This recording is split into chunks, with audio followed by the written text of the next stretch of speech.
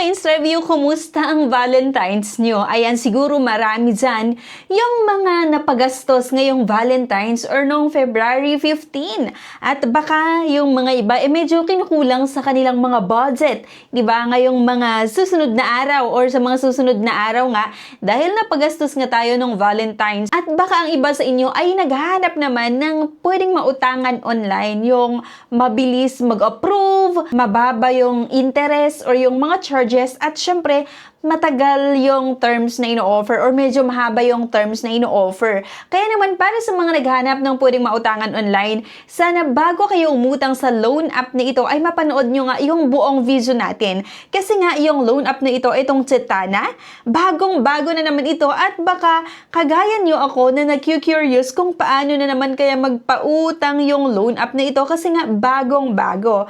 Okay, so same with other loan app na syempre kailangan nating maglagay ng ating valid mobile number.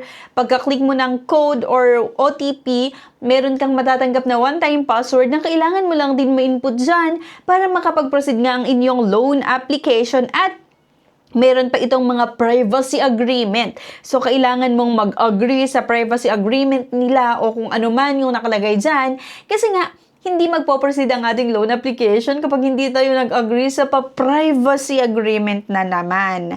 Okay, so pagka-click ko ng next, ang pambungad na naman mga ka-Insta-Review ay pwede daw akong umutang ng 20,000 pesos dito nga sa Cetana. Ano ba to? Parang hindi siya pang Pinoy na pangalan itong Cetana.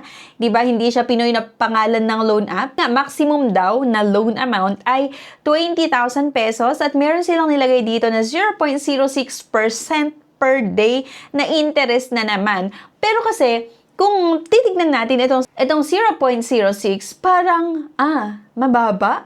Diba? Kasi 0.06. Pero kasi per day ito mga ka-Insta-Review, para sa mga bago na mag-try na umutang sa iba't ibang mga loan app, baka ang tingin nyo mababa itong 0.06, diba? Kasi parang mababa siya kung dito kayo magbe-base. Pero kapag naidagdag yung per day, ibang usapan na yan. Medyo mataas na naman yung interest ng 0.06 per day, di ba? Yung terms na nakalagay dito ay 120 days or 4 months na naman, 3 to 4 months yung terms, pero totoo na naman kaya? Get my limit. So, napakabilis nga daw yung pag-apply dito in just 3 easy step, like provide mo lang yung mga details mo, i-unlock mo daw yung limit, apply loans, di ba? Kaya nga, sinubukan ko. Meron pang nakalagay na accredited nga daw ito sa Securities and Exchange Commission. Diyan sa baba niya, it's a Fintech Philippines.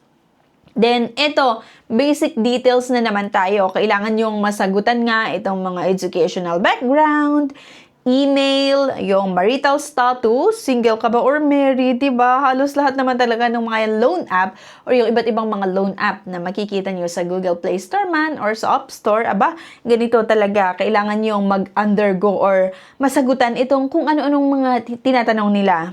Then, yung number of children, how many online loans do you have? Meron ba any overdue loans in the past 6 months? And then, parang credit evaluation to Tapos, yung income details nga, like job status, yung industry, company name, company address, company contact number, at yung salary type. So, after nun, syempre, hindi nawawala dyan mga ka-Insta-Review, yung tatapat ulit natin yung cellphone sa ating mukha. Then, ipa-follow nga lang natin yung instruction. Merong nakalagay dito na guide for taking a correct ID photo daw, like ensure good lighting, capture the full card, check for clarity, at retake if needed. So, ayan, verification na naman. After mo mag-upload ng isang valid government ID, may pa-facial verification na naman to mga besh. Pero nakakaloka lang minsan kasi napakarami or sa dinami-dami ng mga loan app na nasubukan ko, di ba? Yung iba't ibang mga loan app sa Google Play Store at sa App Store nga.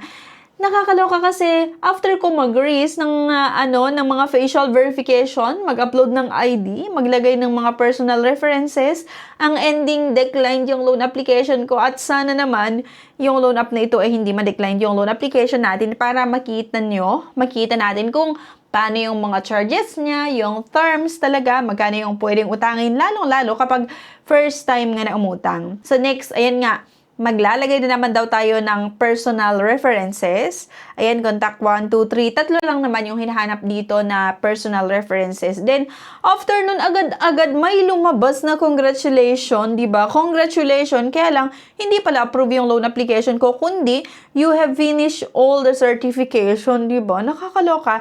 We have prepared you the best product portfolio with a 90% approval rate.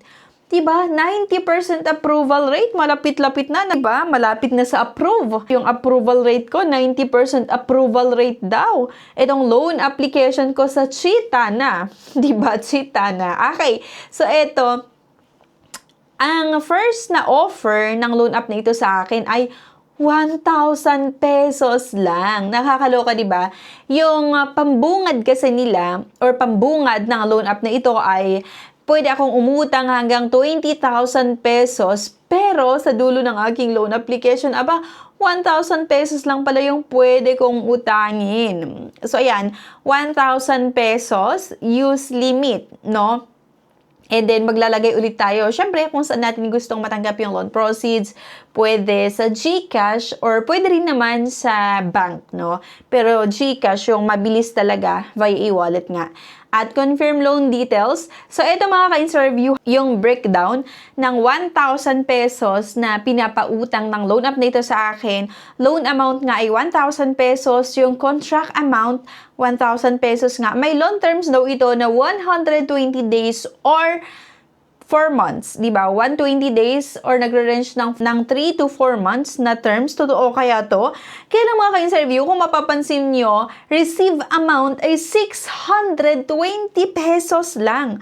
Akalain mo yun, 1,000 pesos nga lang yung ipapautang ng loan app na ito, pero ang matatanggap ko ay 620 pesos lang, di ba? Kasi nga, meron itong service charge na 380. Malaki na naman itong service charge niya. Though, yung interest niya ay medyo mababa, pero kasi bawing-bawi yung loan app na ito sa service charge na 380 pesos. Diba ang laki? 1,000 pesos nga lang, napakababa nga lang yung loan amount. Nino-offer nga nitong Chitana.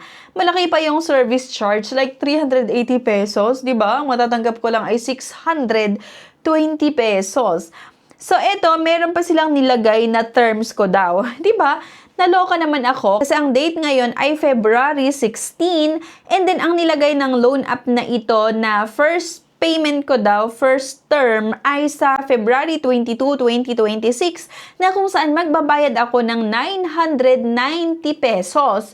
Diba? And then sa June 15, 2026 ay 10 pesos daw. Akalain mo yon February, March, April, May, June. Okay, sabihin natin na itong terms na in-offer nila ay 4 months. Kaya lang kasi, ang babayaran ko sa June 15, 2026 ay 10 pesos lang.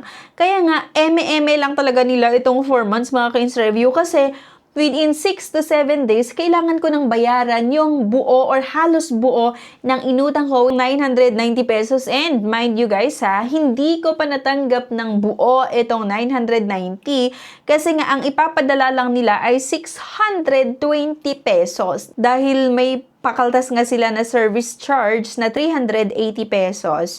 Kaya nga isang loan app na naman na hindi siya maaasahan utangan. Kaya sana huwag kayong umutang nga sa loan app na ito kung ayaw nyo na grabe na naman yung stress. After nyo na magsaya ng February 14 or nung Valentine's, di ba? Stress na naman yung susunod kung uutang kayo sa loan app na ito. Kasi nga, yung terms nila ay 6 to 7 days. Kasi ang date ngayon ay February 16. Then, ang first due date ko nga, which is kailan kong magbayad ng 990 or halos buo ng inutang ko, kahit nga hindi ko natanggap ng buo, ay kailangan ko daw bayaran. So, February 22, so February 16, 17, 18, 19, 20, 21, 22. Ayan, 6 to 7 days lang talaga yung ino-offer ng loan app na ito. Actually, hindi pa umabot ng 7 days. Kasi, sinasama nila yung date na maaprubahan yung loan application. Like, ngayon nga ay February 16. Sinama agad nila ngayon. Hindi dapat ganun. Dapat mag-start pa lang yung pagbilang ng araw next day after ng approval, di ba?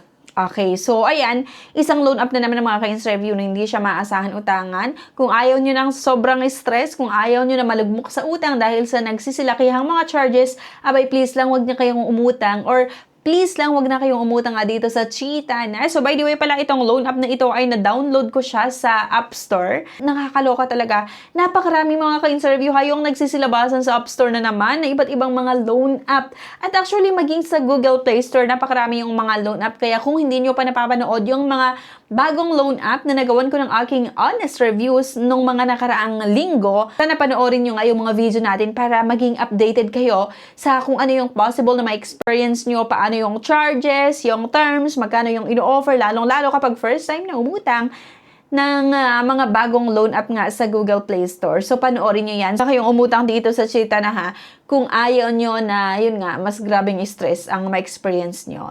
So, ayan lang. Anyway, thank you for watching. Please don't forget nga to like, share, at sana mag-subscribe na rin kayo para maging updated kayo sa mga susunod na videos na ipapalabas natin dito sa ating channel, Gia Insta Review. Bye!